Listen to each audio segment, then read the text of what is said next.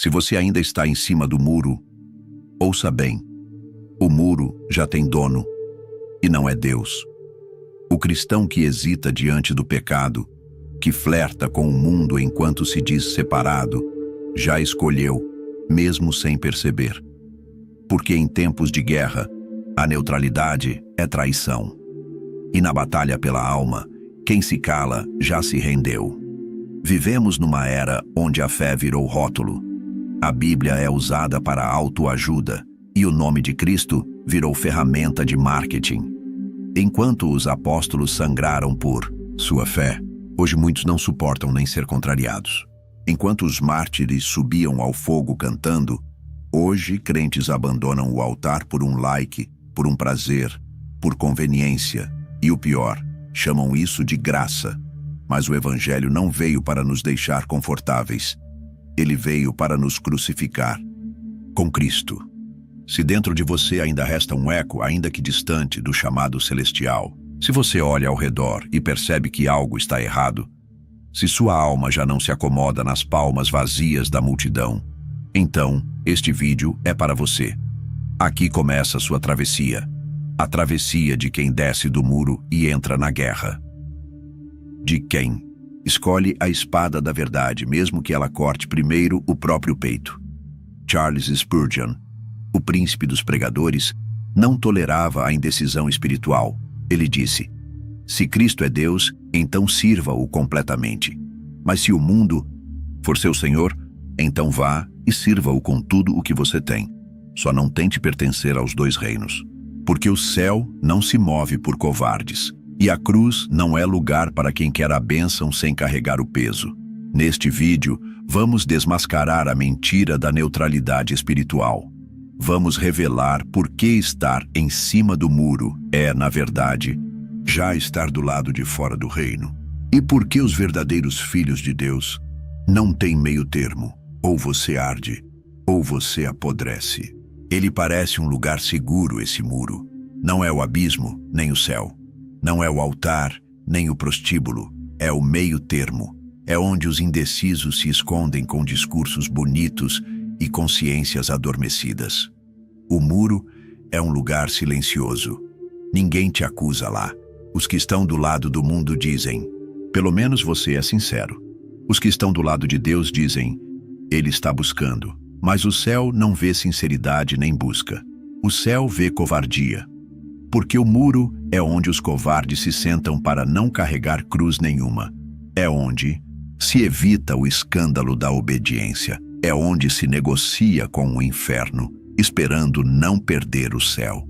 Jesus disse: quem não é por mim, é contra mim. Não há neutralidade no reino. O reino é guerra.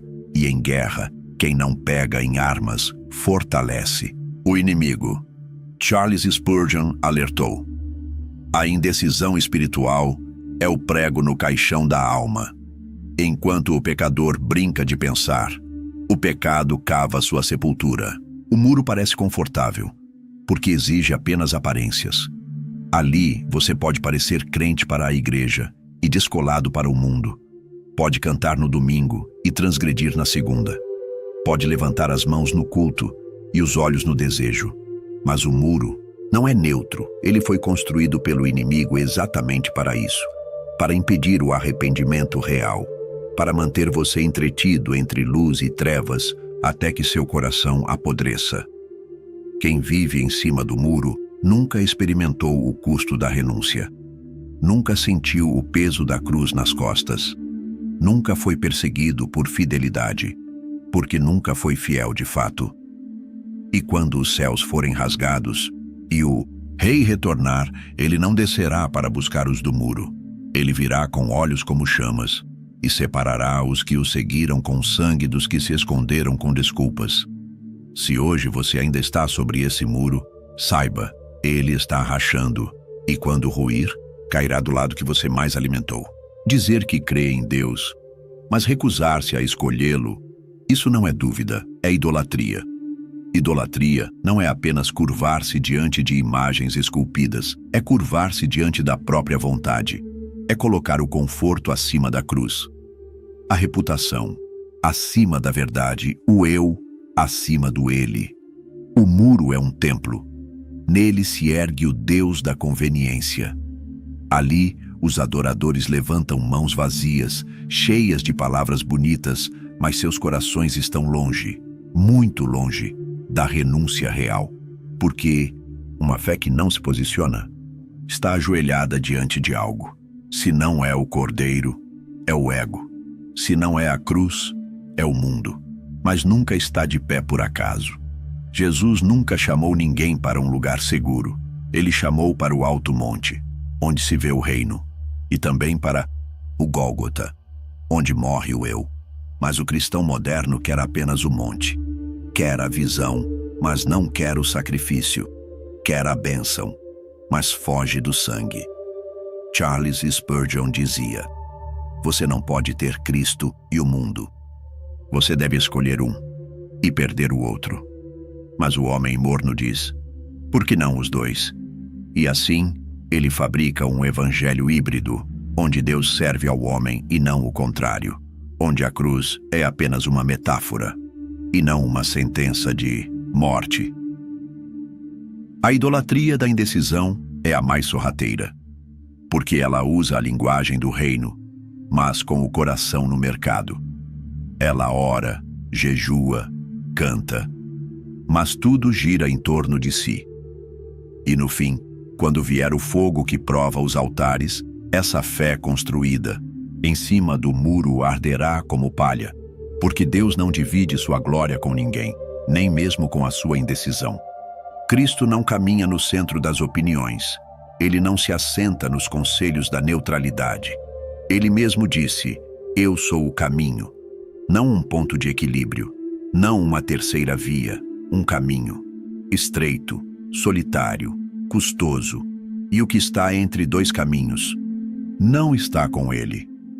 Há quem diga que está em processo, mas há diferença entre processo e procrastinação, entre luta e fuga, entre quebrantamento e comodismo. O caminho estreito não é fácil, é por isso que é estreito, mas ele é o único, onde o mestre ainda caminha, e não há como seguir seus passos sem pisar onde ele pisou, na renúncia, na vergonha, na entrega. O muro, ao contrário, é largo, democrático, ponto e flexível. Aceita todo tipo de justificativa. Deus entende meu tempo. Eu ainda estou resolvendo umas coisas. Um dia eu mudo, mas a cruz não espera, ela não faz acordos, ela chama. E quem não a carrega, não é digno dele.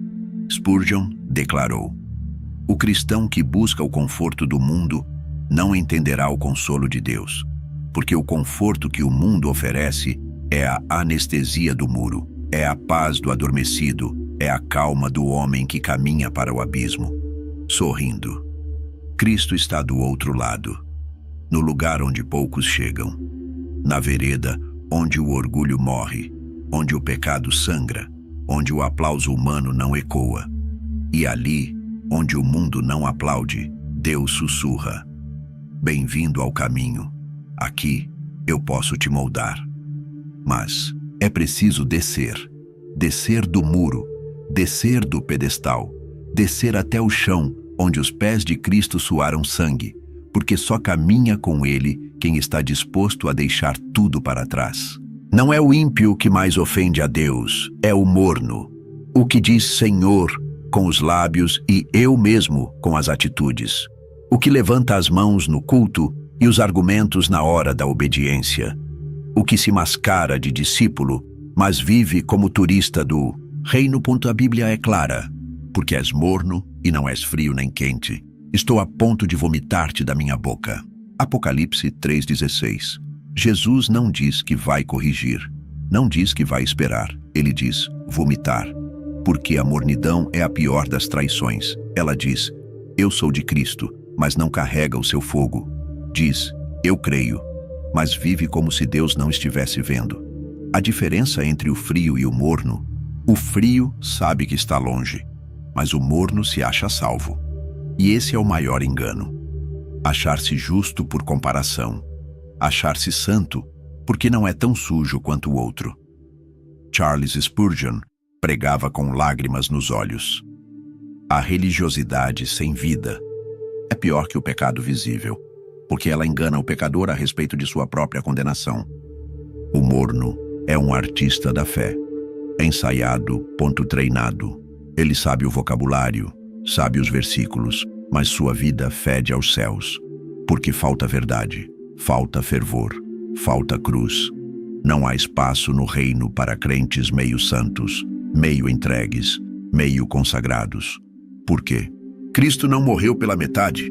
Ele não suou gotas de sangue para você dar meia resposta. A mornidão é confortável, mas também é letal. Ela embala a alma no sono da segurança falsa, até que o juízo bata à porta e não haja mais tempo para decidir de que lado estava o coração. Deus procura os quentes, aqueles que queimam pela verdade, que tremem ao ouvir sua voz, que não negociam altar por entretenimento, que preferem perder o mundo a perder a glória. E se hoje você sente que está morno, essa sensação é um presente, porque o morno que percebe sua temperatura ainda pode se levantar. Mas quem justifica sua mornidão já não ouve mais o chamado. No tribunal do céu, o silêncio não é inocente. Quem cala diante do pecado já concordou. Quem assiste o erro e não se opõe já se vendeu. Quem se diz de Cristo, mas não levanta a voz quando ele é negado, já escolheu outro Senhor. Porque o reino de Deus não é feito de espectadores, é feito de mártires, profetas e testemunhas. Gente que sangra por dizer o que é certo. Gente que treme, mas fala. Gente que chora, mas não se omite. Charles Spurgeon alertava: neutralidade quando o certo está em jogo é crime. E ele dizia isso numa época em que ser fiel custava a reputação, a segurança, às vezes a própria vida. Hoje o silêncio é vendido como virtude. Não julgue, cada um com sua verdade. Não se mete nisso. Mas esse tipo de silêncio não é paz, é covardia, é cumplicidade, é o muro disfarçado de humildade, porque quem não se posiciona quando Deus é zombado, já negou com o corpo o que dizia crer com a boca.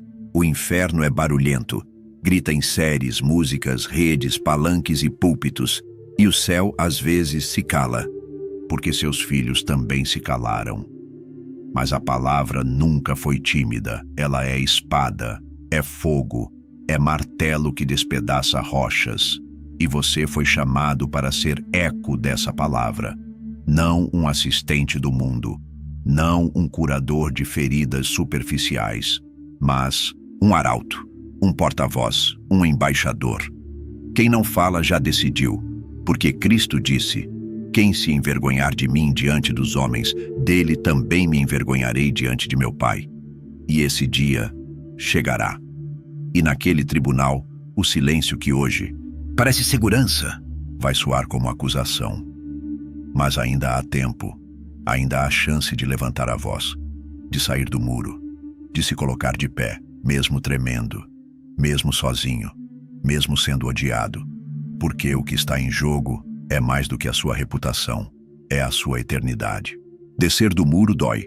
Não é poético, nem bonito. É renúncia, é cruz, é entregar os pedaços do ego aos pés do Cordeiro, é ser rejeitado onde antes era aplaudido, é ser estranho aos homens e conhecido no céu, porque o muro é o último, refúgio do crente dividido. De lá se vê os dois lados, se aprecia o louvor, mas também os aplausos do mundo. Se ouve a palavra, mas também o desejo. Se fala de Deus, mas se molda aos homens. Descer exige coragem, não para enfrentar o mundo, mas para matar o que ainda resta de mundo dentro de você. Spurgeon escreveu: não há regeneração sem morte. Cristo morreu por nós, mas também para que nós morrêssemos para o pecado. Essa morte não é simbólica, ela é prática. Ela tem cheiro, tem custo. É o namoro cortado, é o hábito enterrado, é o desejo negado, é a solidão do início, porque quando você sai do muro, os do mundo te chamam de fanático e os mornos te chamam de exagerado. Mas é ali, nesse vale do abandono, que Deus começa a falar mais alto. Ali, onde os ecos do mundo já não te seduzem, ele sussurra: Agora, eu posso te usar. Morrer para o mundo é dizer: eu prefiro ser odiado na terra do que ignorado no céu. É trocar a glória momentânea pela herança eterna, e você sabe que morreu quando já não luta para agradar. Quando seus olhos brilham mais pela obediência do que pelo reconhecimento. Quando seu joelho conhece mais o chão do que os olhos conhecem os holofotes. Esse é o evangelho real. Não o das promessas fáceis, mas o da cruz pesada, do sangue derramado, do espírito quebrantado, mas também da ressurreição, porque só morre quem está prestes a nascer de novo. Há um som vindo do trono. Não é um grito, não é uma ordem, é um chamado suave, mas que estremece os ossos, um sussurro que atravessa multidões e toca apenas os que ainda ardem. Porque no meio da frieza do mundo, no meio da mornidão, da igreja, Deus ainda tem seus remanescentes. Homens e mulheres que preferem ser queimados pela verdade do que aquecidos pela mentira. A esses, ele está chamando para descer do muro, para rasgar as vestes, para reconstruir os altares, para voltar ao fogo. Charles Spurgeon dizia: avivamento não é trazer algo novo, é trazer de volta aquilo que foi perdido. E o que se perdeu? O temor, o choro, a obediência, o desejo ardente por santidade. Mas ainda há tempo. Se você sente que ainda existe uma faísca dentro de você, não a ignore. Alimente-a. Sopre sobre ela com oração. Alimente-a com a palavra. Proteja-a do vento gelado, da cultura. Porque Deus não precisa de multidões. Ele nunca precisou. Ele precisa de tochas, de corações inflamados, de vidas inteiras. Você pode ser essa tocha. Você pode ser esse altar restaurado. Mas só se descer do muro. Só se morrer para o mundo. Só se escolher o caminho estreito, aquele onde Cristo te espera. Ele está chamando, e o chamado é claro: ou você arde, ou você apodrece. Se essa mensagem queimou algo dentro de você, não ignore. Comente aqui abaixo: eu desci do muro. Seja o primeiro a testemunhar sua escolha. Inscreva-se agora no canal A Escola do Príncipe. Este é o lugar para os que não querem viver uma fé morna. Aqui não temos medo da cruz, porque é nela que morremos e renascemos em glória. Compartilhe este vídeo com quem precisa despertar. E lembre-se, Cristo vem buscar os que ardem.